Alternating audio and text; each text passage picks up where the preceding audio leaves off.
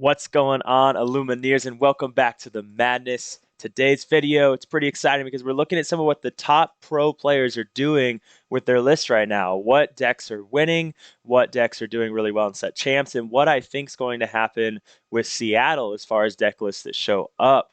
So without further ado, let's start off with what I think is going to be the most represented deck at Seattle, being there we go. Red, blue. We got Sailor's red blue list right here. I think this was updated about 3 days ago.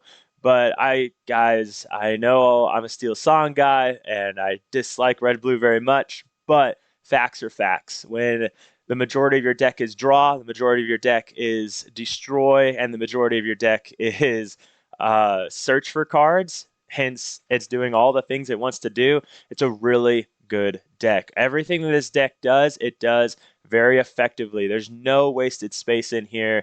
It's just a phenomenal deck. One thing to highlight, they've thrown in Great Stone Dragon in here to help with the discard because now our list, like the discard decks coming in, you get that Great Stone Dragon, and now you don't even sure it's going to suck losing cards from your hand through discard, but you have Great Stone Dragon to just turn it into ink anyways. We have the Scar, the Sizus, the two B preps. Still on 3 brawls, which I thought was kind of interesting. I thought for sure we'd be moving to 4 with Green Steel getting more popular, but I think the idea here is that we don't want a brawl that becomes a dead card versus a lot of different things. We'd rather just continue to ramp and search for stuff and do our thing. So just coming in here doing really strong stuff. Like I said, I think this will be the most represented deck at Seattle, and I think it's going to be the most represented deck on day 2 as well. It's just a great deck. Sailor coming in clutch, helping everybody out with some good lists.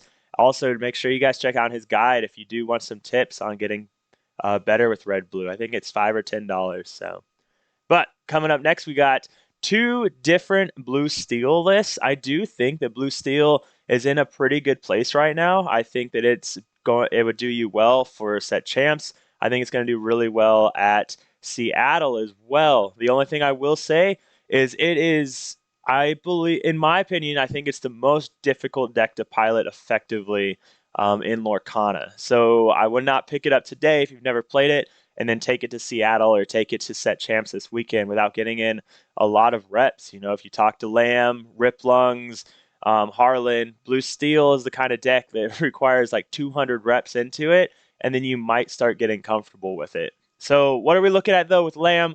We saw him get 5th at Vegas. We don't see any um, of the location here, Merlin's Cottage, but everything we're doing here, we're ready for the red purples. That's what the Argus is here for. Mickey, we're up the count to 4 to help with the discard decks because we'd rather see Mickey over Fishbone the majority of the time. Into discard specifically, we got Baboom and Fire the Cannons. You know, we got an Inkable here if we don't need it because we're not playing into a Steel Song or a Diablo. Um, and, you know, just a good list. You're trying to get that Cogsworth down that can safely sing Whole New World, a Chin Po to Bodyguard Ariel, and your lucky dime, of course, on Ariel or Tamatoa. So effective list, really good into Green Steel. You know, has a little bit of a harder time against, you know, the really aggro-y Steel Song and hyper aggro, but it can go against them really, really well, you know, especially if you get that ramp in the Tinkerbell and grab your swords. And it's doing pretty well into red blue as well. But speaking of that, we have Sky's list here that has no wheel, and this is doing even better into red blue right now than the wheel version.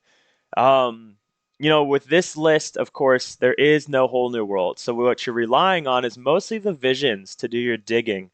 Of course, you have your Hyrums, and Sky recently threw in the Chichas. With that, I tested him. I have not done nearly as much testing as Sky has, and I'm not nearly as good of a Blue Steel fan or Blue Steel player.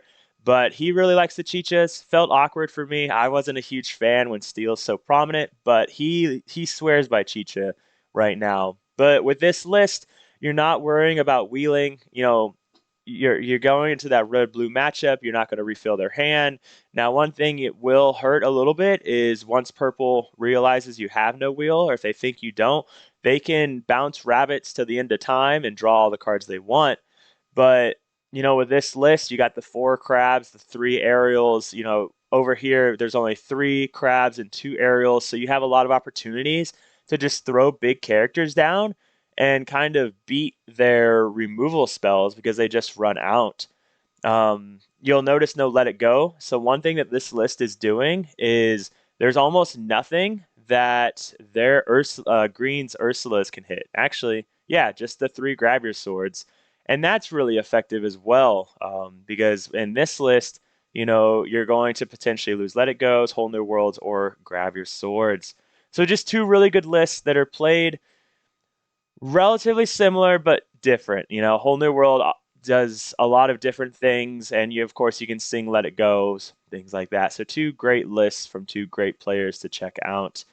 Next, we have some Steel Song lists. We have two Steel Song lists. This is from I'll say Habibi.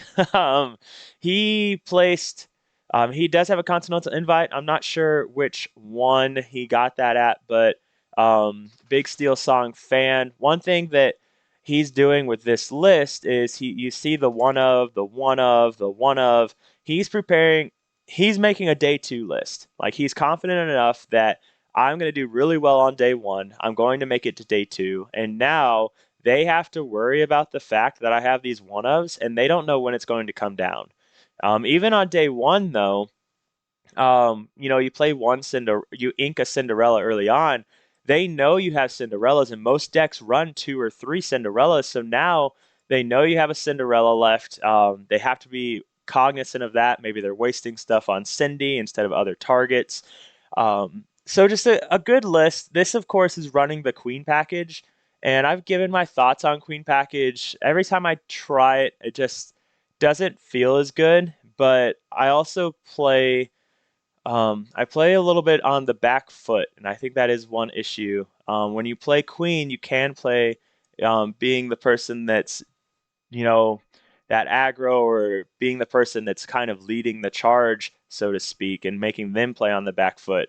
And that's something you have to do with Queen, okay? Like I've said it before, the Queen here, this with the Whole New World and the Queen on turn two, if you're on the play, I think it's the most effective, explosive, powerful start of any deck in the game. If you can do that and destroy their mulligan, that is just going to be really good for you.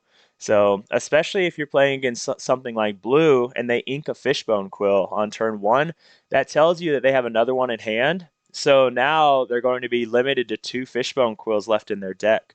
So just a good list here that has all the stuff that you'd expect to see in a Steel Song list.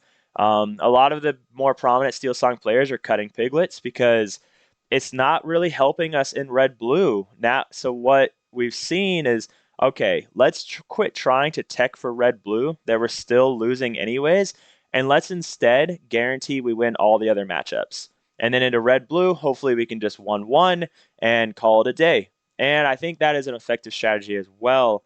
Um, but with that, I wanted to look at another list. I would be crazy not to throw Chuck's list up here. This is one that he recently took to set champs, and a bunch of other people had success with.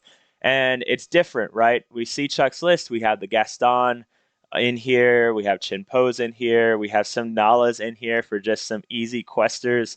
But the reason I'd be dumb not to include this is the fact that Chuck continues to make day two because it's a consistent deck that is not. You're almost never going to brick with like a low uninkable count with this. You get your wheels off, almost guaranteed. It's just a consistent deck as long as you know how to pilot Steel Song and you have an idea of what you're doing. So if your goal is to make day two, then this would be a really good list to go with. I mean, there's hardly any, there's no one ofs. You got a couple two of, three of, but most of it's four of. So it's an extremely consistent deck that I think you would be perfectly fine to run, and you'd go into any matchup feeling okay. Feeling really well. If the chin pose great into purples, things like that. And then, of course, I didn't throw it in here, but there's always Boomy Jr.'s really aggro steel song list that if you really just want to give it to red blue, run that list. It does really well into red blue as long as they don't high roll. Okay, so as long as they have a mediocre start, you should be getting those wins there. So you can always run Boomy's list as well, which is I have that in a couple videos now. But moving on, we have Purple Steel. This is JDRR's, kind of the grandfather of Purple Steel. And, it's just JD calls this the most fair deck of all because if you've never played it, it is extremely fair. You're not high rolling, you're not doing anything fancy. You're just playing tempo. You're getting down the rabbit, which lets you start singing Zeus's. One thing he's done is he's removed Chin Pose because he's throwing in, the crabs to help with other, like he cut the Chin Pose to add in the crabs. And we're bringing Binja back to help with red blue because if you can Binja just if red blue only plays one item, and then going into turn 4, they plan on flavishing. If you can Binja their one item, that's going to be massive, massive for you because now they can't Flavish them very well. At least they can play it, but they won't draw. And you get a 2-quester with Binja. So just an effective list. It's really you get all these locations down, which is really good into green steel, really good into red blue. Library is really good into steel song. Your smashes like this, it just does really fair stuff. All right, there's no high roll, and if you didn't notice, there is 4, 8 uninkables. So it's next to impossible that you brick. It's still possible. You could get so unlucky that you draw 7 uninkables, but it is next to impossible that you brick with this deck. So that is something to keep in mind as well. I think this could be a really good deck to just get day 2 because it's consistent. It's not bad it has no bad matchup. It has some I wouldn't even argue that it has any great matchups. It's just a fair deck that you can skill gap people and do really, really well with. The next one I wanted to highlight is Forbidden Mountains. They updated this a couple days ago, but this is that it's not quite hyper aggro, but it's still aggro. Just that list where you're trying to get library down, you're trying to draw with things like Doc, and you're just trying to aggro all the players out. They think, they did really well at Vegas, and I imagine this deck could still do really well going forward. So just a good aggro list. Definitely go check out Forbidden Mountain. They have a really good video on this list as well. Here we got No I'm Not. This is my only red purple list on here because they're mostly the same. But with No I'm Not, he recently just won a set champs. He did beat Zan on Green Steel as well, so that's another reason I wanted to highlight this. But some things to note is they're bringing back the Lady Tremaines. With the red blue being so popular, you need to be able to hit those shiny crabs, whatever it may be. Lady Tremaine can also remove those warded characters.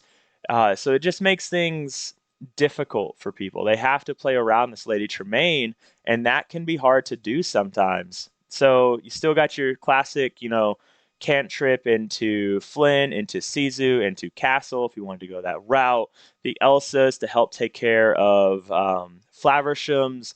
But Red Purple just continuing to do what it does well, and that's I'm going to have a really good tempo line of 1 into 2 into 3 into 4, etc., etc. And then I'm going to be able to control the board with brawls and B preps and all these ladies and Maui. And it's just a good list. And if they B prep you, you lay down a castle in response. You lay down a library to make it hard for them to want to B prep you and draw. So really good, consistent red-purple list here. It's still here. It's just been a little quiet, especially in the US.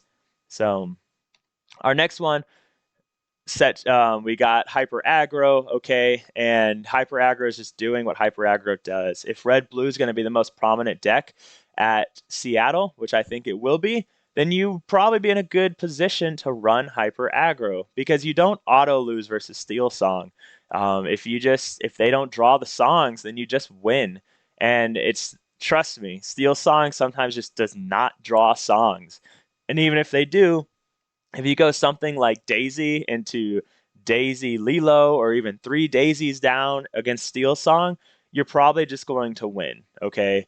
So just a really good hyper aggro list of saying, hey, have the answers or lose. That's it. And have you better have the answers by turn 4 because you'll probably lose on turn 4, turn 5 at the latest. We got the Chromacons in here, so you can just continue to play 2 cards at a time and make them answer both every single time. So just hyper aggro doing what hyper aggro does. Another hyper aggro list. This is just this one's yellow green instead of yellow purple. And I found this list and I thought it was pretty cool, so I wanted to throw it in here. I think this green yellow can be a really effective hyper aggro list because it still answers things really well. You got the Ursula to take out some songs, so you lose a little bit of tempo, but at the same time you take out their answers. You got cloud kickers, so if they decide to play something against, let's say, Steel Song, they play an Ursula. Well, you answer with Cloud Kicker, and now they lose their singer, and your daisies, your piglets, they're just questing away. And of course, Chernobyls, if all your cards are going to the discard, and then all of a sudden they think you're out of it, but you're like, bam, here's a Chernobyls. Answer this monster of a card. So just a really good list. You got the Clarabelle in here to try and refill your hand, because this deck is not, if we look at this one, this purple yellow, the games aren't lasting very long. You're winning very early and you're moving on. Whereas this one, you can win very early, but you have a lot more late or kind of mid game as well with Chernobyls and Clarabelles. So another really good just hyper aggro list to really throw people off. You have to mention Zan's deck, this Emerald Steel. He took first at Vegas with this list. You know, if your goal is to make day 2, think back to Bucky, right? Bucky wasn't winning any DLCs other than I think the first one it showed up in, but it had the best convergence rate. Convergent? It had the best ratio of day 1 to day 2 decks. And this by no means is Bucky good. Like this deck is not as good, or it's not as autopilot as Bucky was, but it's still discard, and discard can do really nasty things. Okay, so it's just a good deck that I think you'd be okay taking and doing well into day 2. If you wanted to change it up a little bit, because some of the muses plays can be difficult, things like that, you could throw in something like Smeeze. You could change this to a more tempo version if you wanted to throw in Robin Hoods and let the Storm rate, or not, sorry, Zeus's. But that does change it up a little bit. Okay, that changes up a lot of the ratios for your discard because now you're just going more tempo with some discard thrown in there. But that's an option as well. Okay, so just a good deck. If you get a Beast on 3 or a Tinkerbell on 4, that can be really good. It's a great deck. All right, I played against one the other day. He laid French John down, and then on turn 4 or 5, he played 3 Sudden Chills, and that was rough. Okay, it's a good deck. Discard does, well, awful things. So I think that, nope, 2 more. Okay, so Blurple. Okay, this is deck number 12. I think Blurple's it's in an interesting place. It's not great into green steel, right? But it's not great into green steel, and it's not great into steel song. But it's really good into red purple. It's really good into any of the other green decks. It's really good into red blue.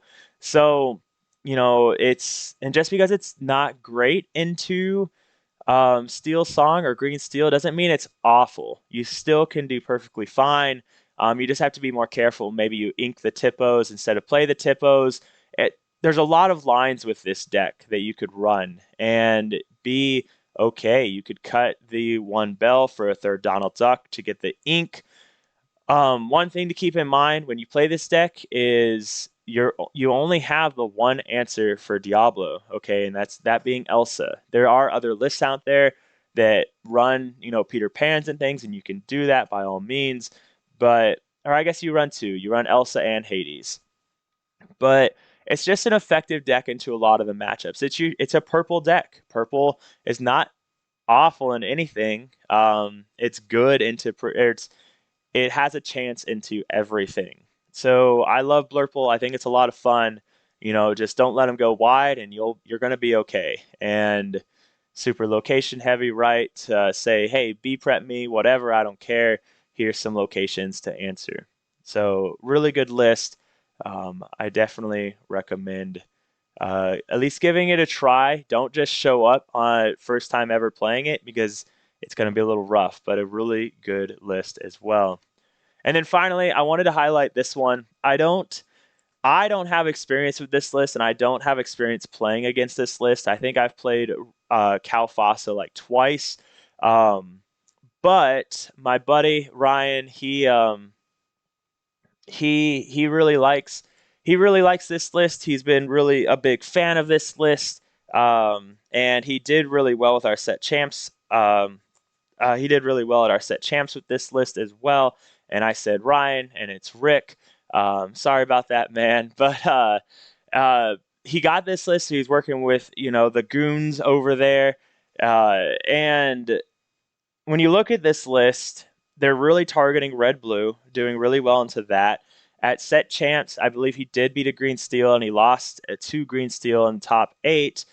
But he said that he made a couple misplays early on, but he felt really favored into green steel as well as red blue. I don't know how well it would do against hyper aggro, but at the same time, with the Lyle, as long as you can get Lyle and something like Kit down, you should be okay into that hyper aggro list. The one Lucifer I think is interesting when you're playing Clarabelles, but they swear by it. It says Ryan. I'll have to fix that. It's Rick. All right. Um, but it's just a good list. I love seeing the Scrooge McDucks in here. A 5/5, of course. That Quest for Two is just super awesome. Um, yeah, I mean, Hades and Let It Goes. You got seven different removals in that way, and then of course Bruno. So you're just saying, let me get the ink, and if you play anything, you're going to get rid of it. You're going to lose that card, whatever it is. Let me throw stuff back in. You know what? You got your welcome as well. So you're saying I'm going to remove that card. You can draw two, and that's fine because I'm going to draw with my Clarabelles as well. So the goons have changed their list is a little bit different than Rick's, but still a good list. I'll have a video where he kind of talks about the list as well, and that'll be coming up soon. But yeah, Cal Fasa, I know my buddy, he ran this at Vegas, loitering, and he not this list in particular, but a Cal Fasa list, and he did really well with it. Um, so just a really good list. With that being said, predictions. One of my favorite parts because I'm always wrong. But I think, like I said, red blue will be the highest represented deck, and I think it will be the most represented deck in day two. And it's just really good. It's just a great deck. I think the most represented decks are going to be red blue, green steel, red purple, and steel song. It's I think that's just going to be how it goes. We saw Green Steel win at Vegas, which means a lot of people are going to hop on the Green Steel train. Steel Song continues to be really good, feasting on those aggro decks, feasting on red purple, feasting on any blue steel that show up. Just a really good deck, just bad into red blue. Um, but in green, it's just red purple will be consistent, and I think now that the meta has adjusted or become more finite, I think that that's red purple's time to shine. I think we're going to see a lot of hyper aggro though. I think hyper aggro, we're going to see all these red blue players at Vegas and say it's my time to shine, and let's rock and roll and get in here, throw daisies at your face and balloons and all this stuff and win on turn 5. The last piece here, just my general advice from a guy that is new to TCGs. Um, but overall, relax, okay? Go in there playing your game like it's just a normal league night, all right? Meaning, just go in there. You've already paid the money, you've already shown up, you've done all the stuff. Now, just play the game, have fun, and as long as that's the goal, I promise you'll play better doing it that way than going in there super stressed and super worried and super focused on, I have to win. What happens if I lose? Don't even worry about it. Just play like League Night, like you're playing for a couple packs, and the mental state will be so much better for you to do well. Uh, I haven't looked at Seattle because I'm not going, but I'd imagine they're going to make you have your deck list put in Dreamborn, or sorry, your deck list uploaded. So you should probably have an email that says upload your deck list here for the specific events you're doing. With that being said, get your deck list ready in Dreamborn. But also, and I should have added it here, you have to, at Vegas, we had to take pictures of our deck lists. Now, there was some controversy. Some of the judges said you don't need to take a picture, you can use your Dreamborn link, but others were saying you had to take pictures. Okay, so just do yourself a favor, just take a picture of your deck list, okay? Just have it done, get it done so you don't have to stress about it, and you'll be good to go. Just take a picture of your deck list, lay it out, and then make sure you include the timestamp. Again, I don't know if Seattle's doing this. It was a requirement at Vegas though, so I'd imagine it's a requirement as well. The only reason I say have it ready in Dreamborn is because you can compare it to Dreamborn when you lay it out, and that way you can make sure you have all the cards that you needed. So do this before you leave for Seattle. Bring extra sleeves. This is a normal TCG thing. Don't get a loss because your sleeve isn't good, and then you don't have another sleeve. For example, there were people at Vegas.